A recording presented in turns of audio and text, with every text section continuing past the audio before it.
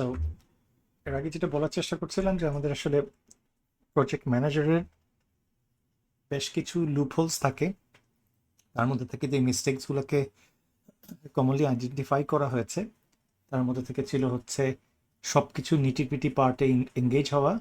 So এটার অনেকগুলো সমস্যাও যেটা আছে, তার মানে হচ্ছে যে আপনি যখন মাইক্রো লেভেলে ম্যানেজ করবেন, দ্যাট মিনস আইদার আপনি মনে করেন যে আপনার সাথে যারা যারা কর্মী আছে তারা they are not competent, you don't trust them. So সেই তার ক্যাপাসিটি নিয়ে একটা প্রশ্ন উঠে যায়, এবং সেকেন্ড আর একটা প্রশ্ন উঠে তার সাথে ট্রাস্টের ব্যাপার নিয়ে। তো এইগুলোতে অনেক ক্ষেত্রে হাইলি ডিমোটিভেটেড হয়ে যায়। সো সো এই জিনিসগুলো বেশিরভাগ ক্ষেত্রেই আসলে ইগনোর করাটা উচিত, বাট কতটুকু করতে পারে that is a big question, because project manager সবসময় মনে করে যে আমার নিজের হাত দিয়ে করলেই আসলে ভালো হবে। অনেকের ওসিডি থাকে, অনেকের দেখবেন আপনি যতই ভালো কাজ করেন, আপনি আহ, আপনার ম্যানেজার একবার না দেখলে তার শান্তি হবে না, এরকম টাইপের যদি প্রবলেমেটিক থাকে, ইন দ্যাট কেস আপনার জন্য বেশ সমস্যাই হবে। তো প্রজেক্ট ম্যানেজারের যেমন সবচেয়ে একটা বড় কাজ হচ্ছে, যেরকম আমরা দেখবেন, আমি একটা মানে এইখানের মধ্যে থেকে যে আসলে প্রজেক্টে আমার জন্য কারা কারা ম্যাটার করে সেটাকে যে আইডেন্টিফিকেশন বের করা। তো আমি একটা একটা জায়গাতে গিয়েছিলাম, সেখানের মধ্যে থেকে আমাদের একটা রিলেটিভের একটা ধরেন বিয়ের কথাবার্তাতেই। তো আমার ওই দিন যাওয়াটার রিজনটা ছিল যে মানে অনেক কথাবার্তা হয়েছে that I didn't like, but one of the reason I really I thought that meeting was important, যে তাদের পাওয়ার ডাইনামিক্সটা আমি বুঝতে পেরেছিলাম, যে এদের মধ্যে থেকে ছেলে মেয়ের কথা ওঠা বসা করে, না মেয়ে ছেলের কথায় ওঠা বসা করে। সো আমার জন্য ওই রিয়েলাইজেশনটা আসলে দেখাটা দরকার ছিল, যে আসলে কে কার কথায় আসলে মেনে চলে। সো প্রজেক্টে যখন আপনারা যখন স্টেক হোল্ডারদের সাথে বা স্পন্সরের সাথে বা ওনারের সাথে যখন মিট করতে যান, তখনও আপনাকে কিন্তু দেখে বুঝতে হয় আসলে তাদের মধ্যে পাওয়ার ডাইনামিক্সটা কার সবচেয়ে বেশি। কারণ চেঞ্জের রিকোয়েস্ট আসে, চেঞ্জের রিকোয়েস্ট আসবে।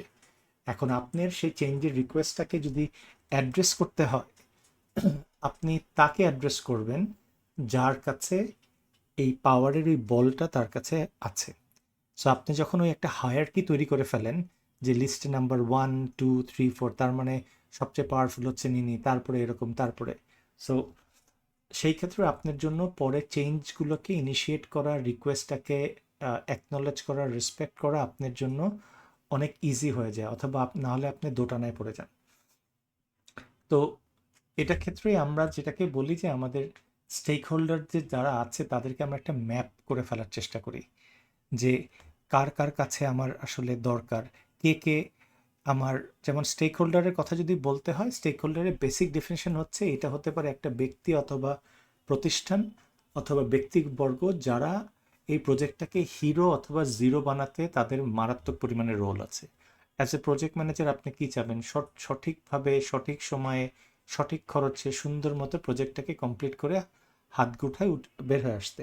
বাট এই সকল ব্যক্তিদের অ্যাপ্রুভাল, এই সকল ব্যক্তিদের সাপোর্ট না পেলে, তারা যদি অপোজ করে, তাহলে হচ্ছে আপনার কারণে সরি তাদের কারণে আপনার প্রজেক্টটা যে কোনো কারণে আসলে তার ইনটেন্ডেড আউটকাম সেরকম না অ্যাচিভ করতে পারে। প্রজেক্টটা কোয়ালিটি কম্প্রোমাইজ হতে পারে, আপনার লাস্ট মিনিটে এই ঝামেলা হতে পারে, খরচ বাড়তে পারে, অনেক কিছু আপনার হতে পারে। সো ওদের সাপোর্টটা আপনার দরকার। সো আপনার এই জন্যে যখনই প্রজেক্টটা করতে যাবেন, তখনই আসলে আপনার কোন কোন ব্যক্তিগুলো আপনার কাছে ইম্পর্টেন্ট, তা কাদেরকে আসলে আপনার লাইনে রাখা দরকার, that you have to make a list, একটা করে ফেলতে হয়।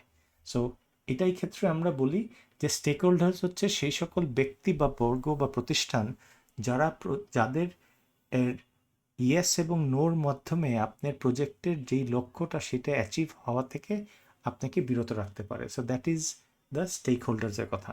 সো আপনি যখন প্রজেক্টটা যখন পান, তখন খেয়াল করতে হয় যে হু ইজ দ্য, মানে এইখানের মধ্যে থেকে মাথাটাকে, যেমন সোহেল রানা মাত্র আসলো, যেরকম আমরা কনস্ট্রাকশনের মধ্যে থেকে অনেকগুলো দেখি যখন একটা ফ্যামিলি প্রজেক্ট হয়। সো ফ্যামিলি প্রজেক্টের মধ্যে থেকে আসলে বোঝার চেষ্টা করি যে এর মধ্যে থেকে আসলে মোস্টলি ইনফ্লুয়েন্সিয়াল যে কে কে, সেই ব্যক্তিগুলোকে যখন আপনি করবেন, আমার পরবর্তীতে তাকে দিয়ে আমি বাকি সবাইকে ইনফ্লুয়েন্স করব, তার চেঞ্জ রিকোয়েস্টটা সবার আগে দেব। সো ওই আসরে বসে আপনার ওই পাওয়ার ডাইনামিক্সটাকে বের করাটা আসলে আপনার দরকার। সো আমরা প্রজেক্টের ক্ষেত্রে আমাদের স্টেক হোল্ডার্স যারা যারা আছেন, স্টেক হোল্ডার্স ইন্টারনাল হতে পারে, এক্সটার্নাল। ইন্টারনাল হতে পারে আপনার কনস্ট্রাকশন ফার্মের ইঞ্জিনিয়ার যারা আছেন, আপনার বোর্ডের মেম্বার যারা আছেন, হতে পারে আপনার টিমের যারা আছেন। These are your all internal people. External তো can be any one and every one. হতে পারে যে ক্লায়েন্টের কথা, সাপ্লায়ারের কথা, আপনি যেখানে কাজ করছেন ওইখানকার যদি মাস্তানের নাম থাকে হিরো আলম, সে হতে পারে, that can be a stakeholder. অনেকে আপনার যারা আছে, রাজুকের কথা বলেন, ইচ অ্যান্ড এভরি পার্টি, এই যারা কোম্পানির বাইরে, তাদের এর বিরক্তি, তাদের সাপোর্ট, তাদের হ্যাঁ বা না এর কারণে আপনার প্রজেক্টের যে লক্ষ্যটা আছে সেটা আসলে অ্যাচিভ হওয়া থেকে আপনাকে আসলে ডিরেল করে রাখে। তো আমাদের ওই স্টেক হোল্ডার্সের ম্যাপিংটা ভেরি ইম্পর্ট্যান্ট, কারণ সেটার ভিত্তিতে আমার যেই চেঞ্জের রিকোয়েস্টটা আসবে সেটাকে আমি রাখবো, সেটার আমি অ্যাপ্রুভ করব অথবা সেখানে ডিসঅ্যাপ্রুভ করব, এবং পরবর্তীতে আমার সেই সকল মানুষগুলোকে আইডেন্টিফাই করলে আমার অ্যাপ্রুভাল যাদের দরকার তাদেরকে অলওয়েজ আমার সাপোর্টে রাখার চেষ্টা করব। যারা ঝামেলা করবে তাদের এই সকল জিনিসগুলোকে আমি অ্যাকনোলেজ করে আমি কিন্তু আমার রিস্কের যেই আইডেন্টিফিকেশন সেই জায়গাতেও কিন্তু এইখান থেকে ইনপুটসগুলো দিতে পারবো। সো আমার জন্য যেরকম এইটার একটা সবচেয়ে বড় উদাহরণ বাংলাদেশে আপনার ওই আকিজ একটা করেছিল আপনার ফিল্ড হসপিটাল, সেটা হচ্ছে আপনার তেজগাঁতে, ওই যে আসনল ইউনিভার্সিটির ওই দিকেই কাছাকাছি।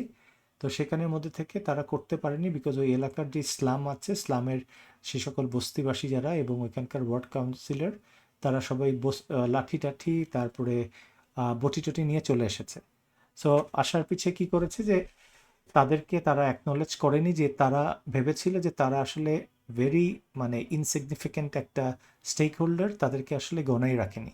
বাট আলটিমেটলি তারাই কিন্তু আপনি টোটাল ওই হসপিটালের সকল কিছু চলে এসেছিল, বাট আনফর্চুনেটলি ওরা ওইটাকে ইনিশিয়েট করতে পারেনি। পরে আপনার বসুন্ধরাতে যে ফিল্ড হসপিটালটা হয়েছিল ওইদিকে, সেইখানে এটা ডোনেট করেছে আর বেশ অন্য জায়গাতে করেছে, বাট ওই জায়গাতে করতে পারেনি। তো এই ম্যাপিংটা করলে আসলে আপনার জন্য সুবিধাটা হয়ে যায়। তো আমরা এটা এক্সাম্পল দেখে আমরা একটু করার চেষ্টা করব। ছোটোখাটো ইউল্যাবের একটা ওরিয়েন্টেশন প্রোগ্রাম যেটা আছে, ওই প্রোগ্রামটাকে নিয়ে এই আসলে আমরা এই স্টেক হোল্ডার ম্যাপিংটা আমরা কিভাবে করে করব, কারা কারা আমাদের জন্য ইম্পর্টেন্ট, কাদের অ্যাপ্রুভাল দরকার, কাদের কোঅপারেশন দরকার, এবং এই জিনিসগুলো বের করব। এই স্টেক হোল্ডার ম্যাপিং যেটাকে আছেন, সেখানে আপনি স্টেক হোল্ডারটাকে আইডেন্টিফাই করার জন্য তিনটা দিকে আমরা সার্চিংটা চালু রাখি। একটা হচ্ছে কাদের কোঅপারেশন ছাড়া আমার আর এই প্রজেক্টটা আসলে আপনার আর মানে আলোর চেহারাই দেখবে না, বা প্রজেক্টটা সাকসেসফুল হবে না। সেই জিনিসগুলো আমার দরকার। কোন কোন ডিপার্টমেন্ট হতে পারে, কোন কোন ভেন্ডার হতে পারে, অথরিটি হতে পারে, সেগুলো প্রজেক্টটাকে ইনিশিয়েট করার জন্য কাদের অ্যাপ্রুভাল দরকার, কোন কোন জায়গায় ছাড়পত্র, টেকনিক্যাল রিকোয়ারমেন্টস হ্যান ত্যান, সেগুলো তাদেরকে আমার দেখতে হচ্ছে। আমার প্রজেক্টে চলাকালের এলাকাবাসীর কাদের কাদের ঝামেলা হতে পারে, এবং ঝামেলা হওয়ার কারণে তারা আমার জন্য একটা বিরক্তিতেও তৈরি করতে পারে। তার মানে কাদেরকে আমার সাহায্য ছাড়া এই প্রজেক্টটা আমি আসলে ইয়ের ইয়ের আলো দেখাতে পারবো না। সেকেন্ড হচ্ছে যে আমার যদি কোনো টেকনিক্যাল বা কোনো কিছু ছাড়পত্র বা রিকোয়ারমেন্টের পারমিশনের দরকার পড়ে, এরা হচ্ছে কোন কোন প্রতিষ্ঠান বা ব্যক্তি যাদের কাছ থেকে আমার পারমিশনটা লাগবে, এবং এই প্রজেক্টটা শুরু এবং চলমান হতে গিয়ে কোন কোন ব্যক্তিকে তাদের নর্মাল ডে টু ডে লাইফটাকে হ্যাম্পার করতে পারে, তাদের নর্মাল কোর্স অফ অ্যাকশনকে বিরক্তি করতে পারে, সেই মানুষগুলোর একটা লিস্টটা তৈরি করতে হবে। তাহলে আমার স্টেক হোল্ডারটাকে ম্যাপিংয়ের জন্য আসলে আমার তিনটা জিনিস দেখতে হবে। কাদের সহায়তা আমার প্রয়োজন, তাদের লাঠির মতো হাত ছাড়া আমি পুরো প্রজেক্টের শেষ প্রান্তে যেতে পারছি না, যাদের ছাড়পত্র আমার দরকার, বিকজ কিছু কিছু জায়গাতে টেকনিক্যাল, কিছু কিছু জায়গাতে রাজকের কথা, পরিবেশের কথা বলছেন, ফায়ার ব্রিগেডের কথা বলছেন, এদের ছাড়পত্র দরকার। ফিল্ড হসপিটাল হলে আপনার আমাদের যে হসপিটাল যদি বলছে হোপ 21-এর ক্ষেত্রে আমার আর ড্রাগ অ্যান্ড অ্যাসোসিয়েশনের দরকার, সিটি কর্পোরেশনের দরকার, তারপরে আমাদের আরও স্বাস্থ্য মন্ত্রণালয়, এদের অ্যাপ্রুভাল হ্যান ত্যান হাবিজাবি অনেক কিছু দরকার, কারা অপোজ করতে পারে। এই জিনিসগুলো তিনটা দিক থেকে আমরা আসলে দেখার চেষ্টা করি। এখন যদি আমরা এটাকে একটা ছোট্ট ইভেন্ট নিয়ে বলি, যে ধরেন যদি এখানে ফল 2024-এর আছে, ধরেন আমাদের সামনের সেমিস্টার আসছে, সামনের সেমিস্টারের একটা ওরিয়েন্টেশন প্রোগ্রাম আমরা করতে চাচ্ছি। এখন এই ওরিয়েন্টেশন প্রোগ্রাম করতে গেলে আমরা যদি স্টেক হোল্ডারটাকে আইডেন্টিফাই করার চেষ্টা করি, সেখানের মধ্যে থেকে আমরা ইন্টারনালটা যদি আগে দেখি, এক্সটার্নাল তো আমার can be any one every one, সবাই আমার হতে পারে। কেটারিংয়ের কথা বলছেন, খাওয়া আনবো, তাদের লাইটিংয়ের হতে পারে, তাদেরও কোঅপারেশন। এক্সটার্নালটা অনেক দূরে ছড়া যায়। আগে আমরা যদি ইন্টারনাল থেকে দেখার চেষ্টা করি, সো ইন্টারনালের মধ্যে থেকে আমার বিবিএর ফ্রেশার্সদের ওরিয়েন্টেশন করব। আমরা তিনটা দিকে দেখেছিলাম, খেয়াল করবেন। কাদের সহায়তা দরকার, কাদের সহায়তা ছাড়া এটা সম্ভব না, সাপোর্ট ছাড়া সম্ভব না, কাদের অনুমতি দরকার, আর কারা এটার মধ্যে থেকে অপোজ করতে পারে, বাধা দিতে পারে। কারণ এই প্রজেক্ট হলে, এই প্রোগ্রামটা হলে তাদের দৈনন্দিন কাজের মধ্যে একটা মানে নর্মাল কোর্স অফ অ্যাকশনে তাদেরকে একটা ঝামেলা হতে পারে। এই তিনটা দিক থেকে দেখব। সো সেটা যদি দেখি, প্রথমে হচ্ছে কাদের কোঅপারেশন দরকার। যেমন ইউল্যাবের একটা যদি ওরিয়েন্টেশন হয়, আমাদের বিভিন্ন ডিপার্টমেন্টগুলোর বলতে পারেন স্টুডেন্ট অ্যাফেয়ার অফিস যেটাকে বলছেন, স্টুডেন্ট অ্যাফেয়ার অফিসের দরকার। ওরিয়েন্টেশন হলে আমাদের আইটি ডিপার্টমেন্টের ওই যে প্রজেক্টর দেখায়, তারপরে বাইরের লোকরা আসবে ক্যাম্পাসে, সিকিউরিটির কথা বলছেন, অ্যাডমিনের হেল্প লাগবে, সেটা লাগবে, ক্লিনিং সার্ভিসের দরকার আছে, তারপরে বিভিন্ন ক্লাব থেকে ভলেন্টিয়ার্স দেন, সেটা দরকার আছে। এখন আপনি যদি আরও বাইরের দিকে যান, যে খাওয়া আনবেন তাদের সাপোর্ট দরকার, যদি আপনি বাইরে থেকে সাউন্ড সিস্টেম আনেন তাদের দরকার, স্টেজ করতে বাইরের যদি ভেন্ডার্স দেন তাদেরকে দরকার। So these are the people, তাদের আসলে আপনার দরকার। এর প্রজেক্টের মধ্যে থেকে কনস্ট্রাকটিভ যে কোনো ডেলিভারেবলসগুলো যে হচ্ছে, সেই ক্ষেত্রে তাদের কন্ট্রিবিউশনটা দরকার। এখন আসবে হচ্ছে এই অ্যাপ্রুভালের কথা। তার মানে কি কোনো টেকনিক্যাল রিকোয়ারমেন্টস আছে, কোনো পারমিশনস আছে। যেমন এই যে বিভিন্ন জায়গাতে দেখবেন, সভা করতে গেলে ডিএমপি থেকে পারমিশন লাগে, মাইক চালাতে গেলে থানা থেকে পারমিশন লাগে। তার মানে এরকম কোনো টেকনিক্যাল পারমিশনের কোনো বালাই আছে কিনা। সো আমাদের এখান থেকে যদি পারমিশনের লাগে, বিবিএ প্রোগ্রাম অফিস যদি এই মনে করে যে তারা এই ধরেন এই ওরিয়েন্টেশনটা করবে, সার্টেনলি পারমিশন নিলে কার কাছ থেকে নিতে হবে? ভিসি স্যারের কাছ থেকে নিতে হবে। টাকা পয়সার যেহেতু ছাড়পত্রের ব্যাপার আছে, ট্রেজারার স্যারের কাছ থেকে নিতে হবে, ফান্ড দরকার। তারপরে হচ্ছে ধরেন বিবিএন না বলে যদি সমস্ত আন্ডারগ্র্যাডের বলি, তাহলে আমার বিভিন্ন dean, head of the department, তাদের এর দরকার। আর তারপরে হতে পারে স্কুল অফ বিজনেসের ডিন স্যার, তাকে দরকার। এখন আমাদের তিনটা ছিল, কাদের সহায়তা দরকার, কাদের অ্যাপ্রুভাল দরকার, এবং ফাইনালিটা হচ্ছে যে কারা আমাদের অপোজ করলে এই প্রোগ্রামটা ঝামেলা হতে পারে। সো আমি যদি প্রথমটাতে বলেছিলাম যে ইন্টারনালি এইগুলো মানুষ, এক্সটার্নালি অনেক আছেন। আপনি যদি সুলতান ডাইন থেকে খাওয়া নেন, তাদের কোঅপারেশন দরকার। তারপরে যদি আপনার যেই ট্রান্সপোর্টেশনের সমস্ত কিছু আসছে, তারপরে যারা ফ্যান দিচ্ছে, প্যান্ডেল দিচ্ছে, সো স্টেজ বানাচ্ছে, লাইটিং এরিয়া করছে, তাদের সবার আসলে কোঅপারেশনস আপনার বেসিক্যালি দরকার। ইভেন আপনার স্পন্সর যারা আছেন, সেটার ক্ষেত্রেও তাদের সাথে ইয়েটা দরকার। সো এরকম ইস্যুস আপনার হতেই পারে। সো ইন্টারনাল এবং এক্সটার্নাল এগ্রিমেন্টের ক্ষেত্রে, পারমিশনসের ক্ষেত্রে আমাদের dean sir, VC sir, board of trustee যদি লাগে। বাইরের ক্ষেত্রে হয়তো যদি আপনার সাউন্ড সিস্টেম চালাতে যদি সিটি কর্পোরেশনের পারমিশন লাগে, হয়তো তাদের কাছ থেকে আপনার পারমিশন নিতে হবে। সো এছাড়া মনে হয় না খুব একটা কারো কাছ থেকে পারমিশন নেওয়া লাগবে। সো এরপরে লাস্টটা ছিল কারা বিরোধ দেখালে আপনার এইটার একটা ঝামেলা হবে। সো আমি দুইটা পার্সপেক্টিভে বলি। এটা যদি ধরেন উইকেন্ডে হয়, শুক্র শনিবার, তাহলে কাদের সবচেয়ে বেশি ঝামেলা হবে বলেন তো স্যার? শুক্রবার অথবা শনিবার, এর যে কোনো একটা দিনে যদি আপনার এই ওরিয়েন্টেশন হয়, কাদের সবচেয়ে বেশি ঝামেলা হবে? যারা এমবিএ প্রোগ্রাম আছে, আপনারা যারা ক্লাস করছেন, বিশাল গান বাজনা হবে, সবটপ হবে, তাদের সবচেয়ে বেশি ঝামেলা হবে। সো অপোজ করবে কারা? আপনারা অপোজ করবেন সবচেয়ে বেশি। হতে পারে এমবিএ ফ্যাকাল্টিরা, আমরা ক্লাস নিতেই পারছি না, এত জোরে জোরে গান বাজছে। স্টুডেন্টরা, সমস্ত MBA program, all masters level program, যে আমরা ক্লাসই করতে পারছি না কারণ ব্যাকগ্রাউন্ডে এত পরিমাণ নয়েজ হচ্ছে। বাইরের যদি করতে বলেন, তাহলে হতে পারে আশেপাশের মসজিদ আছে, আশেপাশের নেইবার আছে, তারা সেখান থেকে লাঠি টাঠি নিয়ে চলে আসবে, এত জোরে গান। যদিও আসে না, আমাদের এখানে কনসার্ট হলে দেখলাম আশেপাশের সমস্ত বিল্ডিং থেকে তারা এনজয় করে। সো বাট হতে পারে মস্ক আছে, মস্ক থেকে অপোজ করতে পারে। হতে পারে ইফ ইটস আ ভেরি মানে ইউল্যাবে না হয়ে হয়তো অন্য কোথাও হতো, সেই জায়গার মধ্যে থেকে আশেপাশে আপনাকে ঝামেলা করতো না, আমাদের সময় করতে পারবেন না, আপনারা ছুটির দিনে করতে পারবেন না, ছুটির দিনে এলাকাবাসীর সমস্যা হয়, এরকম যদি আপনার বাইরের মানুষগুলো অপোজ, কারণ এই প্রোগ্রামটা তাদের নর্মাল ডে টু ডে লাইফে তাদের ঝামেলা করতে পারে।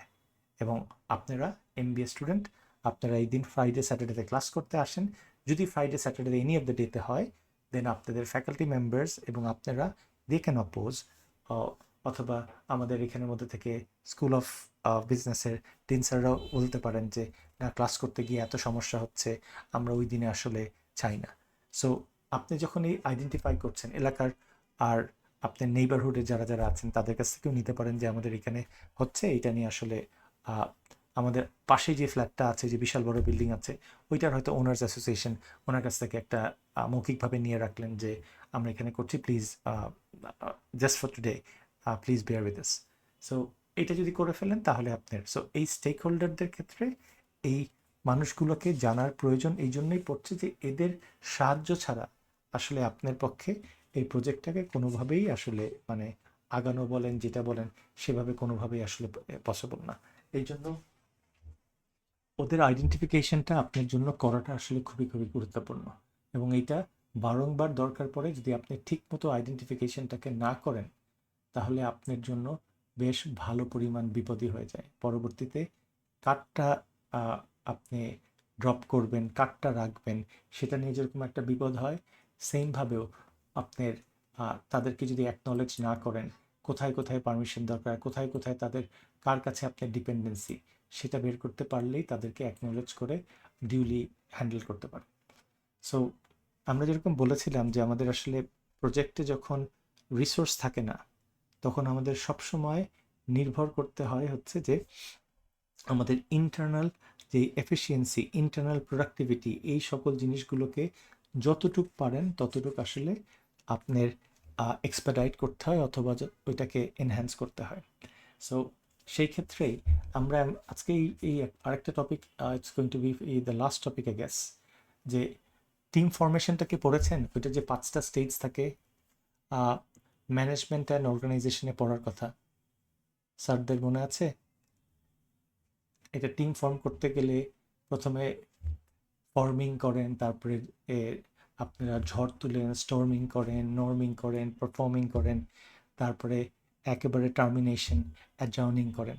মনে আছে স্যারদের? করেছিলেন? না স্যার।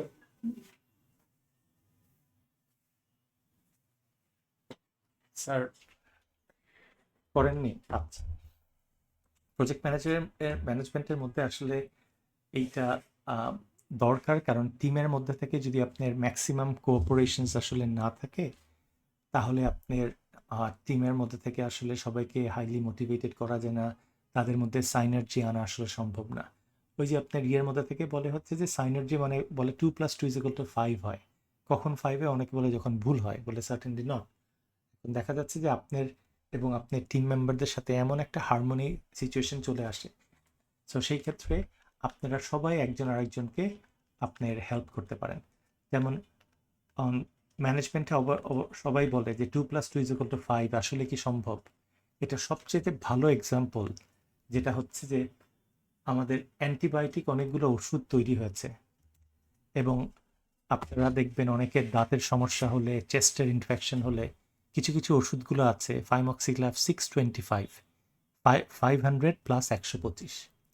সো অনেক ধরনের ব্যাকটেরিয়া থাকে। কোভিড যেরকম ছিল খেয়াল করে দেখবেন, সেটা একটা এনভেলাপ ভাইরাস, তার মানে ওর উপরে ও একটা ছোট্ট একটা আবরণ দিয়ে রেখেছিল। এখন আপনার যখন 500 মিলিগ্রামের অ্যান্টিবায়োটিকটা খান, তখনই কাজ করে যখন ওর ভিতরে আপনি ঢুকতে পারছেন, কিন্তু ওর উপরে যখন এনভেলাপ আছে তখন তো আপনি ওকে মানে কিছু করতে পারছেন না। এই জন্য আপনার বডিতে অনেক ব্যাকটেরিয়া যেগুলো আছেন সেগুলো কি করছে, আপনার মারতে পারছেন, যেগুলোর উপর এনভেলাপ আছে সেগুলোকে আপনি ওই অ্যান্টিবায়োটিক দিয়ে মারতে পারছিলেন না।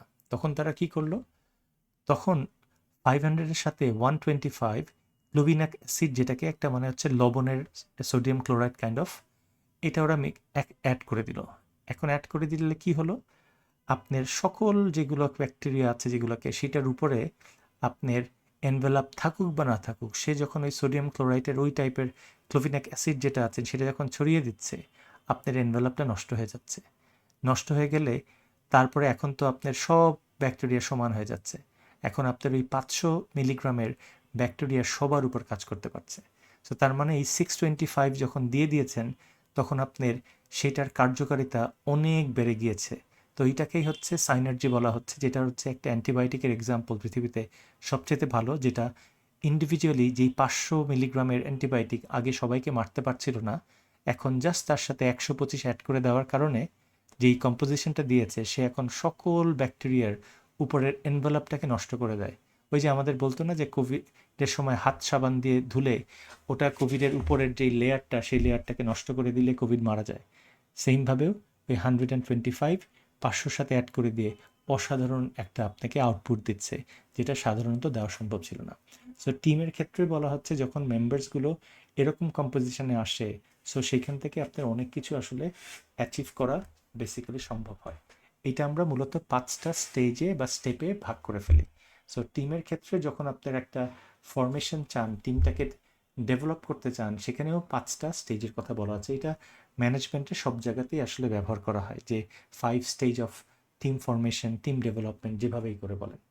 সো আমরা এখানে হচ্ছে যেখানে কিছু কিছু ইন্ডিভিজুয়াল ব্যক্তি যেন একটা এফেক্টিভ গ্রুপে পরিণত হয়, সেটার জন্য আমরা এই স্টেজগুলোর দিকে আমরা বেশি খেয়াল করি। কারণ আমরা চাই, আমাদের তো রিসোর্স নাই, আমরা এখন কি করব, যে সমস্তই আছেন তাদেরকে এক একটা বিরাট বড় গুন্ডা বানায় ফেলতে, সো দ্যাট আমাদের যে কাজগুলো দরকার সেটা ইজিলি করাতে পারি। ফার্স্ট স্টেজকে বলা হচ্ছে যে বেসিক্যালি, এবং এটার পর আমরা এরপর একটা এক্সাম্পলে দেখব যে আমরা ইউল্যাবে যদি ধরেন একটা ছোট একদিনের একটা কালচারাল ইভেন্ট করে থাকি, সেই ক্ষেত্রে এই টিমটাকে আমরা এই 5টা স্টেজে কিভাবে করে তৈরি করতে পারবো সেটার একটা এক্সাম্পল দিয়ে এটা আমরা এই টপিকটা শেষ করব। ফার্স্টে হচ্ছে একটা ফর্মিং জিনিসটা কি, এইখানে আসলে টিমের প্রতিটা মেম্বার, আপনি মাত্র টিম ফর্ম করেছেন, এখন আমরা সবাই সবাইকে চিনি না। সো আপনি এখানে পরিচয় করে দিবেন, আমার নাম পিয়াল, হ্যান ত্যান, তারপরে লাবিবের কথা বলবেন, ও আমাকে খুব মারে, হ্যান ত্যান সবার কথাবার্তা বলে এভরিওয়ান সবার সাথে মিট অ্যান্ড গ্রিটের মতো আমরা সবাই পরিচয় টরিচয় হবে, টবে হওয়ার পর প্রজেক্টটা আসলে কি সেটা আমরা সবাই নিজেদের মধ্যে থেকে আমরা পরিচিত হয়ে নিব। প্রজেক্টে কি চাওয়া হয়েছে আমাদের, আর এটা করতে হবে ওটা করতে হবে, ওই রিকোয়ারমেন্টগুলোকে আমরা সুন্দরভাবে সবার মধ্যে থেকে বলে ফেলবো। এবং আমরা এই ক্ষেত্রেও একটু বলে নেই যে আসলে আমাদের এই এক্সপেকটেশনটা আসলে প্রজেক্ট থেকে কীরকম। ওই যে কোভিডের ভ্যাকসিন, ওটা বলেছিল যে যত তাড়াতাড়ি আগে ভ্যাকসিনটা বের করতে পারবে, তার জন্য এটা একটা গেম চেঞ্জার। সো এই প্রজেক্টটা আমাদের জন্য কি, it's a one time life time achievement নাকি কি? সো আমরা প্রথমে সবাই আসলাম, এসে সবাই পরিচয় করলাম যে my name is Khan, I M A terrorist, হ্যান ত্যান হ্যান্ডশেক ট্যান্ডশেক করে টোরে আপনি বললেন এই প্রজেক্টটাতে এসেছি, এই প্রজেক্টে এইটা করতে হবে ওইটা করতে হবে, বলা টলার পর সবার কে বললেন, ও তুমি আইটির এই লোক, ও ওয়ান্ডারফুল, তুমি এইখানের লোক। সো সবাই পরিচয় দিলেন সবার ক্ষেত্রে, এবং প্রজেক্ট ম্যানেজার যিনি আছেন সেইখানের মধ্যে থেকে উনি সবার সাথে পরিচয় হলেন, দেখো আই এম দ্য বস, সবাই বুঝে নিল। এই স্টেজে সবাই নিজেকে বলবেন যে তোমরা আজকে থেকে এই প্রজেক্টের এক একজন মানে দুর্দান্ত মেম্বার, সবাইকে মেম্বার আর মনে করে এই এই ইনিশিয়াল ওই আপনার এর বলা হচ্ছে। আর প্রজেক্টটা যে আসলে এই কোম্পানি কীভাবে দেখছে তাদের জন্য, এটা কি অন্যান্য সাধারণ 10টা প্রজেক্টের মতো, নাকি এইটা হচ্ছে তাদের জন্য গেম চেঞ্জার, এই জিনিসগুলো সবাইকে আপনি বলেন। ওই যে প্রজেক্ট ম্যানেজার ধরেন সবাইকে আপনার হোয়াটসঅ্যাপে বা বলে দিলেন যে আগামীকালকে ক্যাফেটেরিয়াতে চলে আসতে, সবাই নিজের পরিচয় দিলেন, আমরা গোল সেট করলাম যে আমাদের প্রজেক্টে এটা করব, ও এটা একটা খুবই ধরেন এই ইভেন্টটা এমন একটা যেন ইভেন্ট হবে, এটা ইউল্যাবে এতগুলো ইভেন্ট হয়েছে তার মধ্যে থেকে যেন বেস্ট একটা ইভেন্ট হয়। এই তুমি কিন্তু লজিস্টিক দেখবে, তারপরে সাদমানকে বললাম একটা, মারুফকে বললাম তুমি কিন্তু হসপিটালিটি রিফ্রেশমেন্ট দেখবে। সো সবাইকে তার দায়িত্বগুলোকে আপনার বা রোলগুলোকে আমি একটু ভাগ করে দিলাম, তুমি লজিস্টিক, তুমি প্রমোশনস, তুমি রেজিস্ট্রেশনস, তুমি catering, so and so forth, এই ভাগটা সবাইকে করে দিলাম। এইটা হচ্ছে ফর্মিং। ওই যে বলা হয় টিম ফরমেশন যেরকম সবাই দাঁড়াচ্ছেন, দাঁড়াই বলতেছেন এই তুমি স্ট্রাইকার, তুমি ডিফেন্ডার, তুমি মিডফিল্ডে খেলবে, একটা যেন বল না যায়, আমাদের এই ম্যাচটা হচ্ছে আমাদের হলেই আমরা ফাইনালে চলে যাব, তারপরে কোটি কোটি টাকা। সো আপনি এই সকল জিনিস ইউ আর অ্যাকচুয়ালি টকিং যে আপনার এইটার কী ধরনের প্রজেক্ট আপনার আছে, এইটা আমরা ইনিশিয়াল এই স্টেজের মধ্যে থেকে করে ফেলি। তো তার মানে আমরা এই ফর্মিংয়ের মাধ্যমে সবাই এখন বলতে পারতেছি যে আমরা এই টিমের এক একজন মেম্বার। এখন আমরা কিন্তু খুব বেশি সময় এখনো পার করিনি, এরপরেই ঝড় শুরু হয়ে যাবে। নাম থেকেই যেটা বুঝতে পারতেছেন, বলে নামেই তার পরিচয়, স্টর্মিং মানে ঝড় চলে আসছে। এখন এই জায়গার মধ্যে থেকে প্রজেক্ট তো একজন না, অনেকজনের মধ্যে থেকে হয়ে থাকে। সো আপনি মার্কেটিংয়ের লোকরা আছেন, আরেকজন লজিস্টিকের আছেন, আরেকজন কেটারিংয়ের আছেন।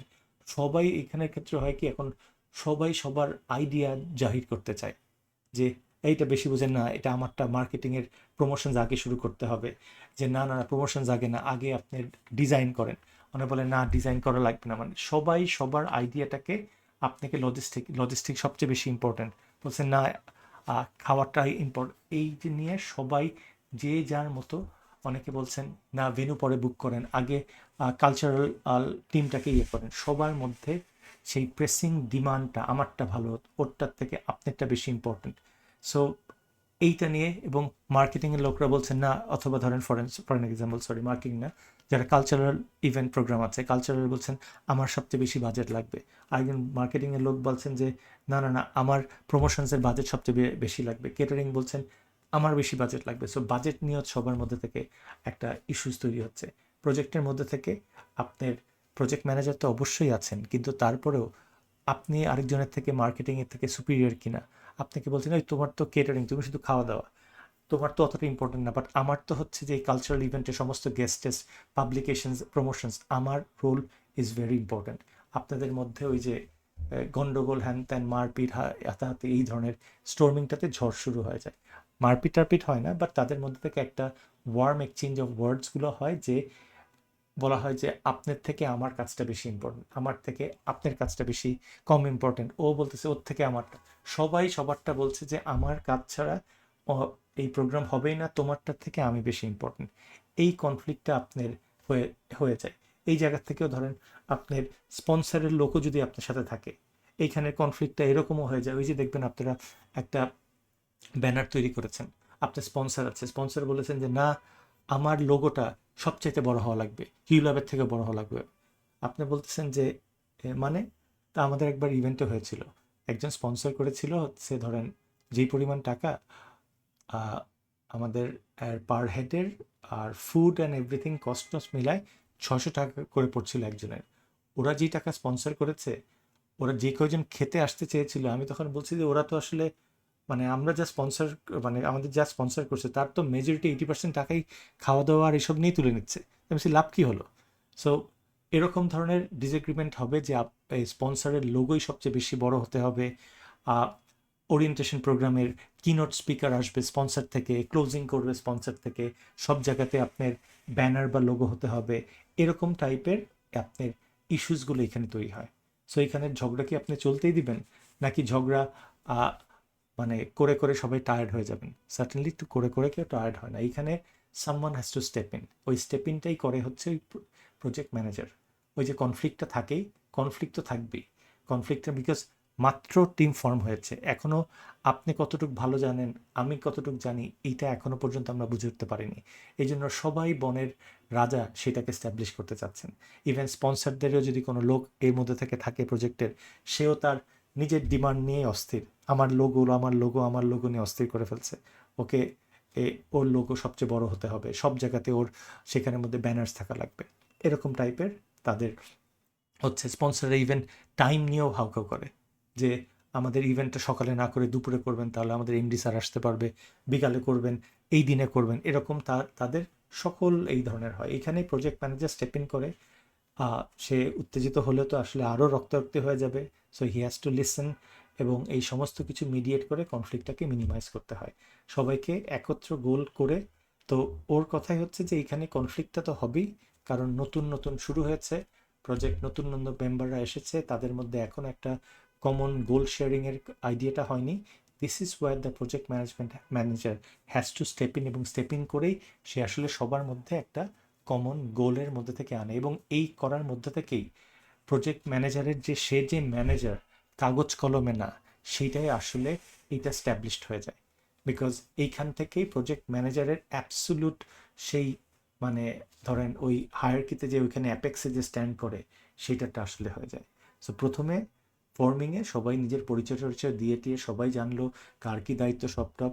দ্বিতীয়ত এসে যখন আপনারা কাজকর্ম প্ল্যানিং ট্যানিং করতে যাচ্ছেন এই জায়গাতেই, বিকজ প্ল্যানিংয়ের ক্ষেত্রে সবাই মিলে একসাথে বসে তো প্ল্যানিং করবেন, একা আইসোলেশনে করবেন না। করতে গেলেই ও বলতেছে আমারটা একটু বেশি প্রায় সময় লাগবে, আপনারটার কম প্রায়োরিটি, আপনি পিছিয়ে আসেন। এই যে একজনের জায়গায় who is the boss, who is the bigger fish in the pond, এই করতে গিয়ে তাদের মধ্যে এই ঝামেলাটা হচ্ছে।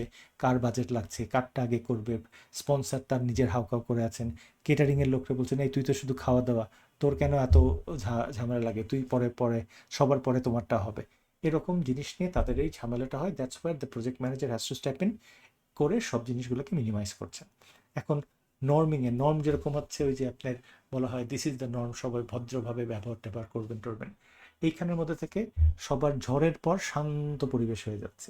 যেরকম হয়ে যায় সেরকম পূর্বের স্টেজে যে উত্তাল পাতাল দেখার পর এখন প্রজেক্ট ম্যানেজার টোটাল আপনার দায়িত্ব নিয়ে নিয়েছে, নেওয়ার পর সে এখন অন আপনার আর মডারেট বা মিডিয়েট করে সমস্ত ঝামেলা শেষ করেছে। দিস ইজ ওয়্যার এর আগের স্টেপেতে প্রজেক্ট ম্যানেজারের সেই অ্যাবসোলুট সেই ডোমিনেন্সটা বা তার অ্যাকসেপ্টেন্সটা হয়েই গিয়েছে।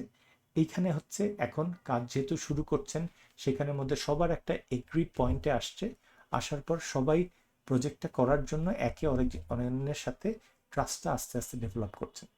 কারণ ঝগড়া টগড়া হওয়ার পর তারপরে শান্ত হয়েছে, এখন শুরু করছেন যে সবাই তার নিজের রোলটা বুঝতে পেরেছেন। তো আপনি লজিস্টিক হ্যান ত্যান হাবিজাবি, এবং আপনার বাজেট কতটুকু কী করতে হবে, কতটুকু কী চেয়েছে, এই সমস্ত কিছু যখন ক্লিয়ারলি আরও এই জায়গার স্টর্মিংয়ে ঝামেলা হয়েছে, মাল্টিপল টাইম বসেছেন, বলেছেন যে আমাদের আর কেটারিংয়ে আমরা কতটুকু খাওয়া দাওয়া, কোন লেভেলের খাওয়া দাওয়া চাই, আমরা আসলে 5 স্টারের চাই না, আমরা একেবারে বেসিক লেভেলের চাই। তারপরে আপনি স্পন্সরকে বলেছেন যে না আমাদের স্টুডেন্টদের জন্য কোন সময় কনভিনিয়েন্ট, আপনার সময় হলে হবে না, তাহলে বেটার অফ আপনি ইয়ে করেন। এরকম অনেক কিছু বলে প্রজেক্ট ম্যানেজার তাদের সবাইকে তাদের বলে না নিজের আসনটা জায়গাটা চেনায় দিয়েছে, এবং কি কি এক্সপেক্ট করছি কোন লেভেলের কোয়ালিটি সেটাকে যখন বুঝিয়ে দিয়েছে। কারণ প্রজেক্ট ম্যানেজার স্টর্মিংয়ে সবার সাথে কথা বলতে হয়েছে।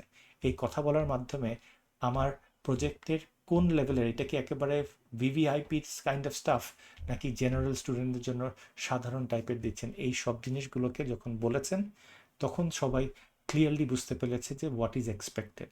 সো এই জায়গাতে নর্মিংয়ে সবাই নর্মাল শান্ত ভদ্র বাচ্চার মতো করে ব্যবহার করে, এবং সবাই একে একজনের সাথে কোঅপারেট করছে because they already know what is expected এবং কোন লেভেলের কাজ করতে হবে তাদেরকে। এবং যেহেতু প্রজেক্ট ম্যানেজার তার আর অ্যাকসেপ্টেন্স অলরেডি হয়ে গিয়েছে, এখন সবাই সবার সাথে একসাথে কোলাবোরেটভাবে কাজ করছে।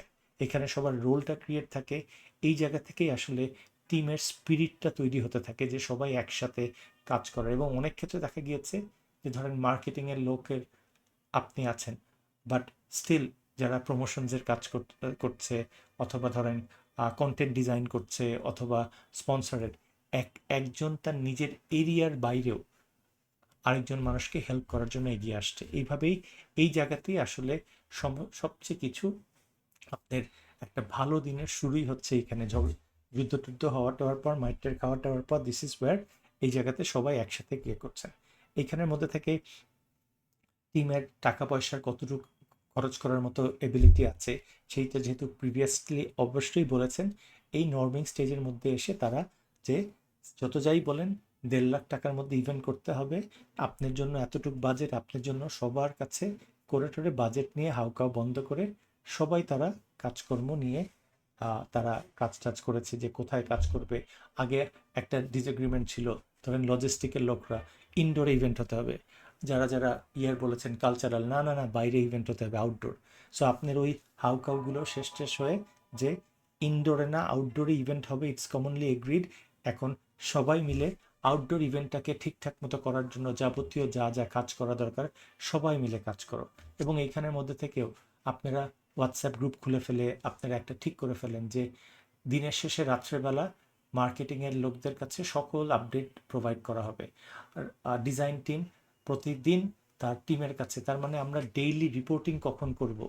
এখন এই নর্মিং জায়গাতে সমস্ত রুলস অ্যান্ড রেগুলেশনস আর কত ঘন্টা পর পর আপনি বা দিনে বা ইন এভরি 2 days আপনারা যে আপনার কাজের প্রোগ্রেস শেয়ার করবেন, তারপরে অথবা মিটিংটা কবে হবে, জুমে মিটিং হবে আপনার প্রতি 2 দিন পর পর, এই সকল জিনিসপত্রগুলো নর্মস যেরকম আপনার ব্যবহার শিষ্টাচার এখানে সব কিছু সুন্দর করে তৈরি করে ফেলে।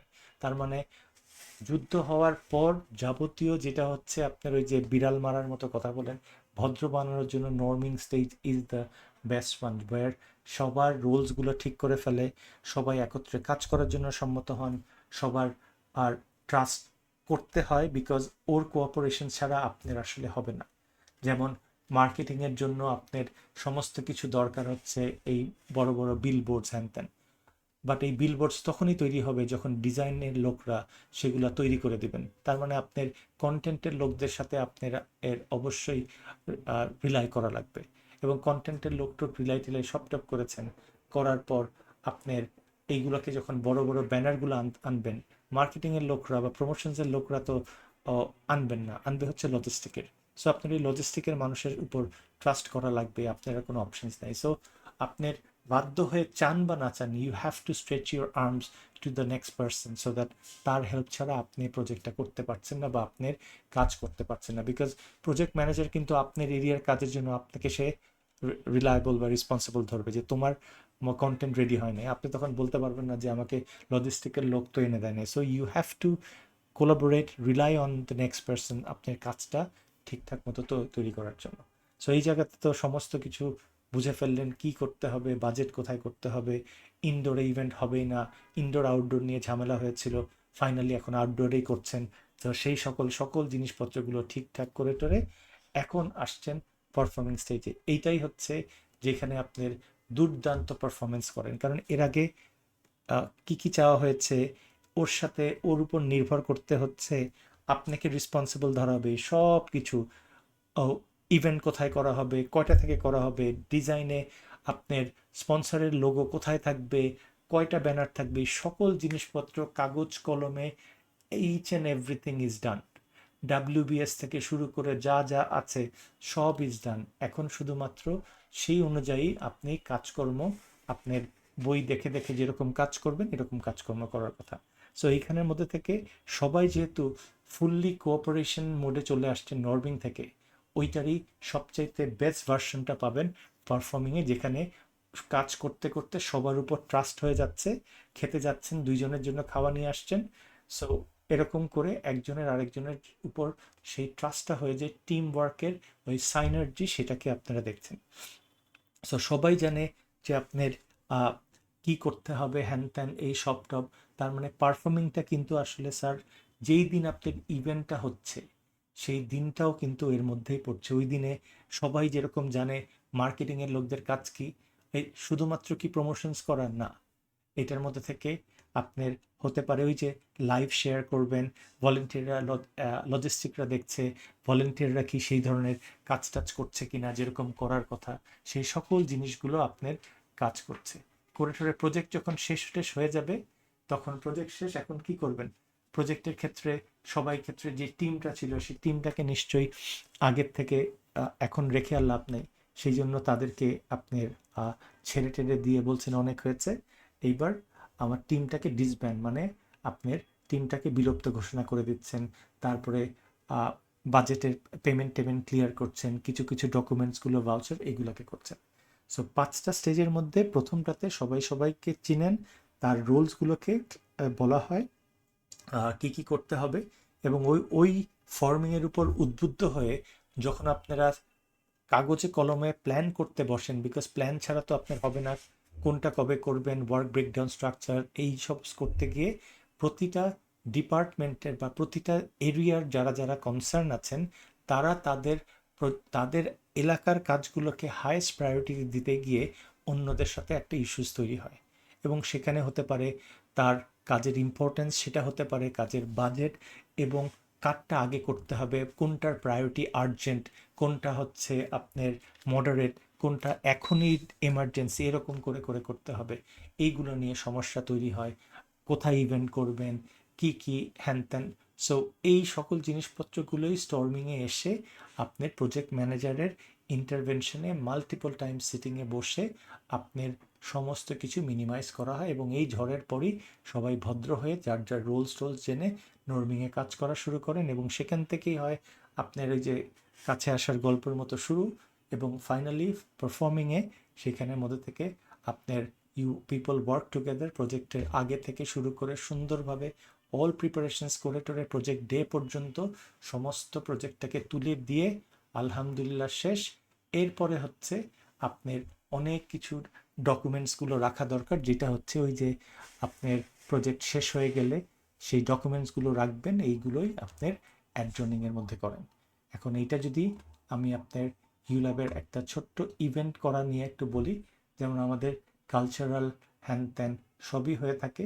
যদি অর্গানাইজিং এ ওয়ান ডে কালচারাল ইভেন্ট আছে ইউল্যাব, এটা নিয়ে আমি যদি করতে চাই, তাহলে আমার কাজগুলো এরকম হবে যে ফর্মিং স্টেজে যদি ধরেন কোনো ক্লাব করতে চায়, বা আপনার যদি বলেন মৈনাক ভাই যদি ওনার স্টুডেন্ট অ্যাফেয়ার্স অফিসার সেখানে নিতে চান, উনি হবেন আপনার প্রজেক্ট লিড, অথবা কোনো ক্লাবের যদি হয় সেই ক্লাবের প্রেসিডেন্টকে আপনার প্রজেক্ট লিড বানিয়ে দিলেন।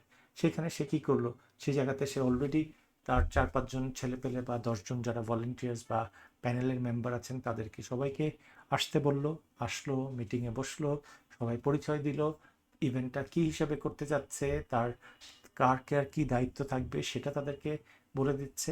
মার্কেটিংয়ের, তুমি মার্কেটিংয়ে লজিস্টিক লুক আফটার করবা, কিন্তু লজিস্টিকের ভিতরে কি কি কোন কোন এরিয়া পর্যন্ত কাভার করবেন ওটা কিন্তু ওই ফর্মিং স্টেজে কিন্তু ওরকম বলছেন না। এবং সেটার জন্যই ইন্ডিয়ার বর্ডার কতটুকু, বাংলাদেশের বর্ডার কত, এই ওভারল্যাপের কারণেই অনেক জায়গায় অনেক মানুষ মারা যাচ্ছে। এই জায়গাতে যখন আপনার মার্কেটিংয়ের লোক, প্রমোশনসের লোকরা কতটুকু কাজ করবে, লজিস্টিকের কতটুকু করবে, কন্টেন্ট যারা ডিজাইন করবে তাদের কতটুকু কাজ করবে, that has to B well documented and very very clear হওয়া উচিত ছিল ইনফর্মিং।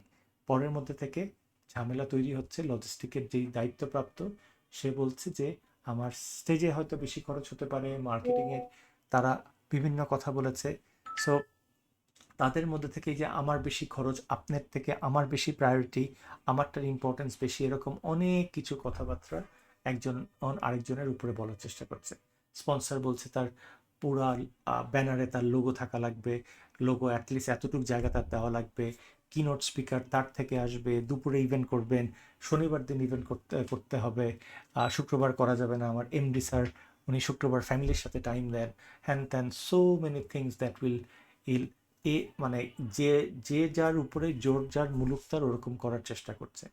এই জায়গাতে এসে উনি আপনার ওই সুপারম্যান হিসাবে নেমে সবার সাথে কথাবার্তা বলে টলে মাল্টিপল টাইম সিটিং করে উনি একটা প্রজেক্ট ম্যানেজার বা স্টুডেন্ট, সেই জায়গার মধ্যে থেকে একটা সবার জন্য একটা এগ্রিড টার্মস দিয়ে দিবেন, তোমার দায়িত্ব এতটুকু, তুমি এতটুকু হেল্প করবা, তুমি ওকে হেল্প করবা, ওর তুমি কাছে যাবা। সো সবার ওই লিঙ্কগুলো ওই সাপ্লাই চেনের মতো ওর সাথে কানেক্টেড ওই জিনিসগুলো সে স্ট্যাবলিশ করে দিয়ে যায়। এর কথা হচ্ছে যে ছোট বাচ্চাদের দেখতাম যখন ঝগড়া টগড়া হতো, মা বাবা এসে তুমি ওর সাথে ঝগড়া করো না, তোমরা ফ্রেন্ডস, হ্যাঁ, একজন একজনের হাত ধরায় টরায় দিয়ে দেয়, দেওয়ার পর তারা আবার বন্ধু হয়ে যায়। এরকমভাবে তার মানে হচ্ছে প্রজেক্ট ম্যানেজার ওই মা বাবার ফাদার ফিগার বা মাদার ফিগারের রোল প্লে করে করে সবার সাথে মিউচুয়াল করে দেবে। নর্মিংয়ের ক্ষেত্রে সবাই একই মত, বাজেট কতটুক, কোথায় ইভেন্ট হবে, কত টাকা খরচ করবে, লজিস্টিকের জন্য বাজেট কতটুক, হ্যান ত্যান সব কিছু, মিটিং কত দিনে হবে, একদিন পর পর মিটিং, তারপরে কাজ করবেন কোথায়, কাজটা সমস্ত কিছু কন্টেন্ট করবেন হচ্ছে গুগল ডকে, তারপরে মিটিং হলে সমস্ত মিটিংগুলো হবে আমাদের জুমে হবে অথবা হোয়াটসঅ্যাপে গ্রুপ কলে হবে।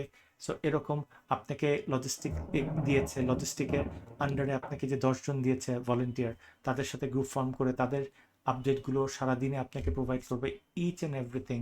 প্রতিটা আপনার টিমের প্রতিটা গ্রুপের তাদের ইন্ডিভিজুয়ালি তাদের সেট আপ করে রাখবে, এবং কালেকটিভলি টপ লেভেলে হেড পর্যায়ে তারা কতদিন পর পর মিট করবে, এই সকল কিছু হতে পারে ডেইলি, এই ইন 2 days সব কিছু করে ফেলবে।